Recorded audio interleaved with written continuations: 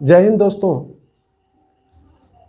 आशा करते हैं कि आप लोग अच्छे होंगे और मैं 10th क्लास के इस मैथ की अगली सीरीज आप लोगों के समक्ष मैं लेकर आप लोगों के बीच आया हूं।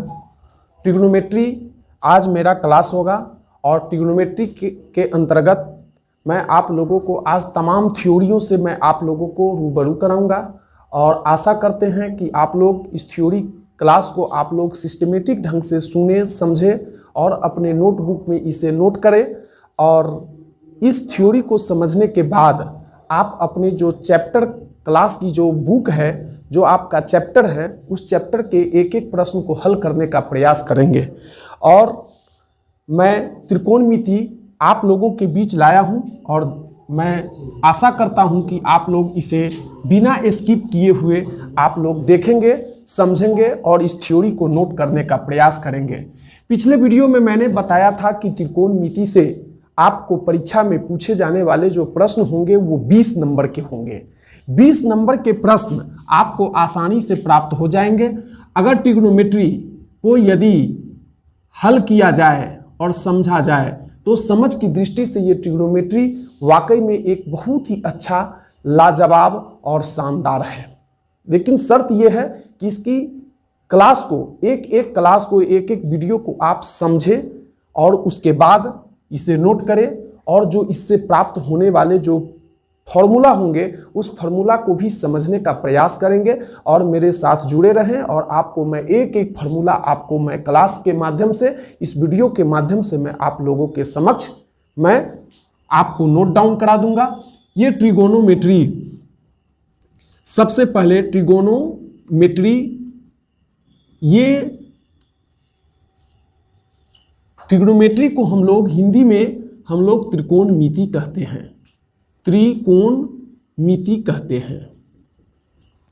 इससे आपको परीक्षा में 20 नंबर के प्रश्न पूछे जाते हैं और परीक्षा में 20 नंबर के प्रश्न आते भी हैं।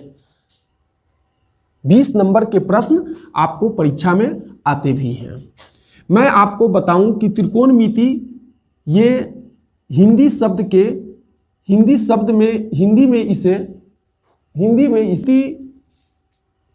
में हम लोग देखते हैं कि ये प्रायः 3 शब्दों से मिलकर बना है, जिसको हम लोग कहेंगे त्रि, दूसरा बना है कोण और अगला बना है मिति।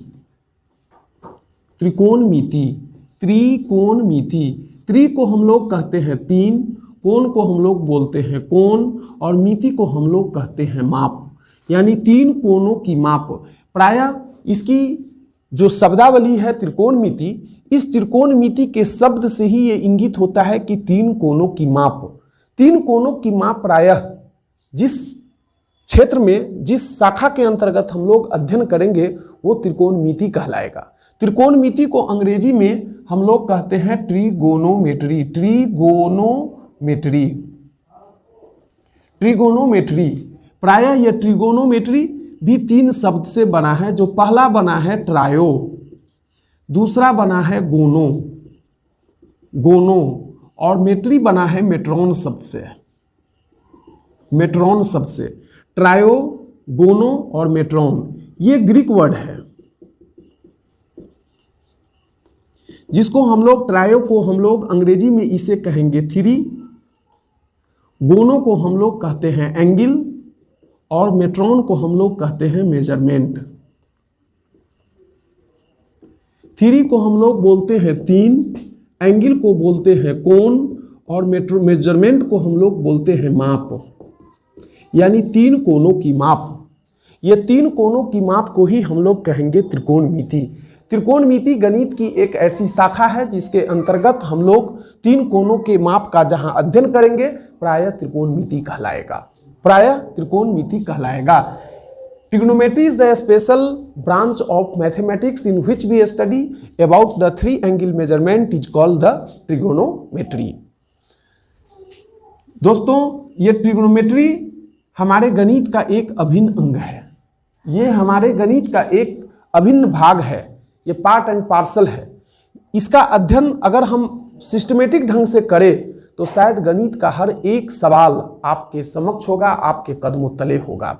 और मैं विश्वास दिलाता हूं कि ये गणित अगर ट्रिग्नोमेट्री के हर एक चीज को, हर एक पार्ट को, मेरे बेसिक क्लास को अगर आप समझते चले और इसे नोट करते चले तो शायद आपको सफलता मिलेगी और आपको हर एक प्रॉब्लम आपको इसके अंतर्गत सॉल्व हो जाएगा। और मैं आशा करता हूं कि इसे आप लोग स्क्रीनशॉट ले लिए होंगे। और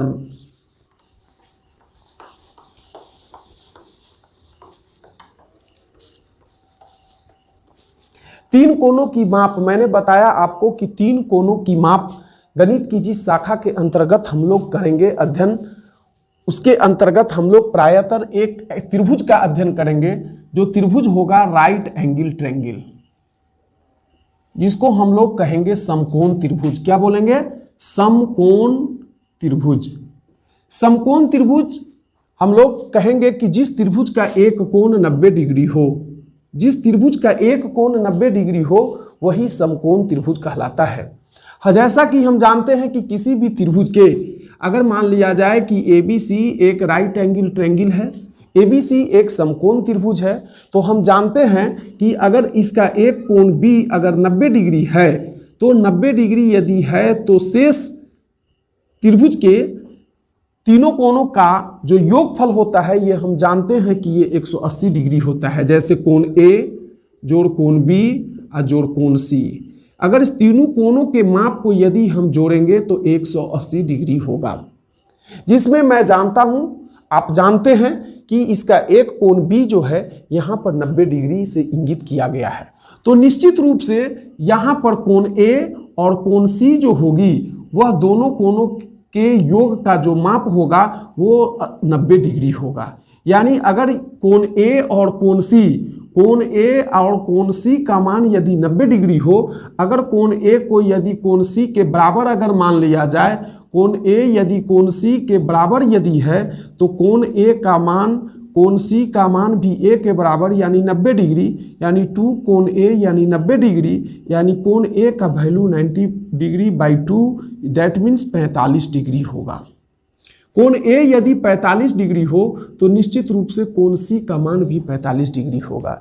इस तरह हम कह सकते हैं कि कोण A न्यून कोण और कोण C भी न्यून कोण होगी। कब? जब कोण B का मान यदि 90 डिग्री होगा तब। लेकिन मैं परिभाषा के अनुसार से मैं आपको बता दूं कि किसी भी समकोण त्रिभुज में जो एक कोण होगी वो 90 डिग्री होगा। जिस त्रिभुज का एक कोण 90 डिग्री हो और यहाँ पर कोण A और कोण C, कोण B अगर 90 डिग्री है तो कोण B के सामने वाली जो भुजा होगी वो आपको कर्ण होगा, जिसे हम लोग कहेंगे हाइपोटेनस। हाइपोटेनस। और न्यून कोण के सामने वाली जो भुजा होगी इसको हम लोग बोलेंगे लंब, जिसको हम लोग कहेंगे परपेंडिकुलर। परपेंडिकुलर।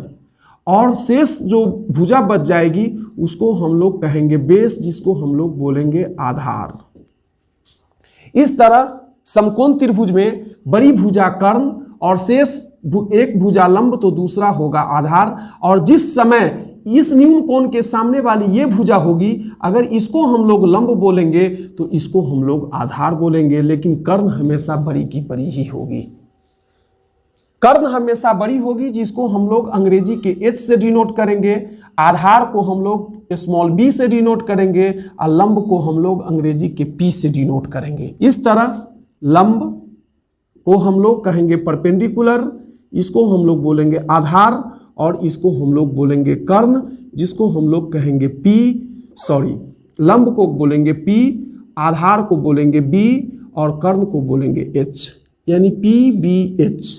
PBH के रूप में हम लोग ये समझ गए कि समकोण त्रिभुज में कर्ण जो होती है सबसे बड़ी होती है, लंब जो होती है वो न्यून कोण के सामने वाली भुजा होती है और जो शेष भुजा बचती है वो आधार होती है। इस तरह से लंब, आधार और कर्ण के बारे में हम लोगों ने देखा। और अब आपको मैं बताता हूं कि ये कोण के आधार पर और भुजा के आधार पर त्रिभुज का वर्गीकरण किया गया है, जिसे हम ज्योमेट्री के अंतर्गत देखेंगे।